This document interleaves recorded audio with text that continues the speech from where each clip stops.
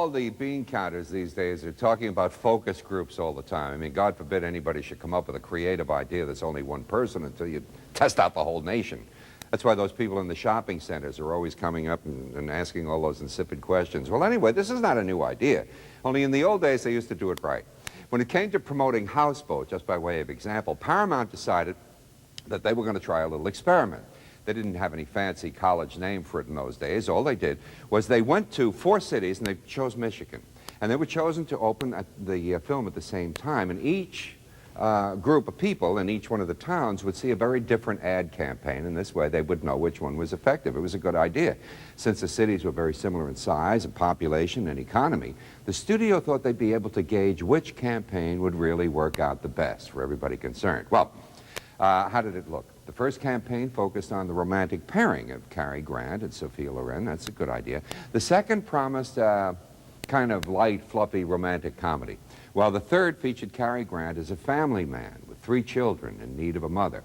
The fourth one was kind of a combination of all 3. Which one do you think would win the prize? I'll give you a moment to think about it. Too much time. The combination was the one that took the prize. The residents of Kalamazoo came out in force to see Houseboat, and Paramount knew that they had seen evidence right there of the power of the perfect promotion, and they continued with those ads all over the country. Now let's look at this. Tonight on AMC, Jack Lemmon cracks up when he's fired and robbed on the same day in Neil Simon's The Prisoner of Second Avenue, co-starring Anne Bancroft. Then, Hollywood Fashion Machine, Studio Style Wars, explores the unique fashion styles of classic movie studios.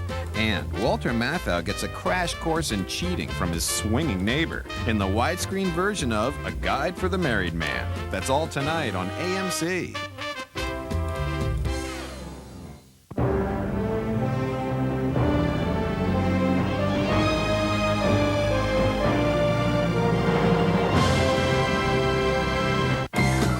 Jack Lemmon and Anne Bancroft are a Manhattan couple fed up with life in the rotten apple in Neil Simon's The Prisoner of Second Avenue. Next.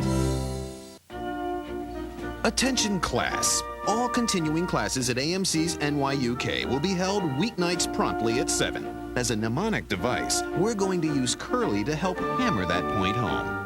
Weeknights at 7. Weeknights at 7. Weeknights at 7. Weeknights at 7. 7. Weeknights at 7. Are there any questions? Good. AMC's N.Y.U.K. Weeknights at 7. If you love a good movie but still find yourself wanting more, save your Tuesday nights for Hollywood Reel to Reel. The concept is simple. First, a story about movies. Well, Dean is immensely important because he's completely unlike everyone else. Then a movie that's connected to that story. You'll get the inside stuff from the people who were there. I think success finally gave him a feeling of confidence in himself. For real movie lovers, it doesn't get any better. Hollywood Reel to Reel. Every Tuesday at 8, only on AMC. I can feel it, goosebumps, folks. Hold on to your seat and try not to scream. Monster Mania is about to take hold on Hollywood Reel to Reel. Tuesday at 8, only on AMC. The following program is brought to you by Buick and your local Buick dealers. Isn't it time for a real car?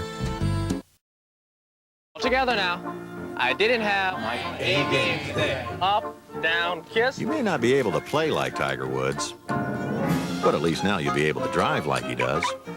The 240 horsepower Regal by Buick, official car of the PGA Tour. This limited edition hat is embroidered with Tiger's signature. Visit tiger.buick.com to learn how to get yours today.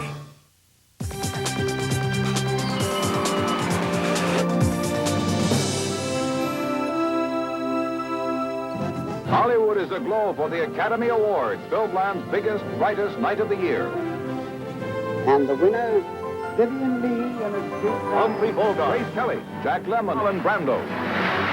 On Oscar night, millions of people from around the world sit in suspense as the Academy of Motion Picture Arts and Sciences doles out precious golden statues for the year's best accomplishments in film. On that night, every moment in the movie industry boils down to achievements in just 24 categories. The Oscar categories represent a time-honored tradition that has evolved constantly but slowly since the inaugural year in 1927-28. The first year of the awards, there were 12 categories, and we have exactly twice that many now. The second year, we dropped from 12 categories down to 7, and then climbed back up again and hit a high point in the mid-50s. So it is an ongoing process.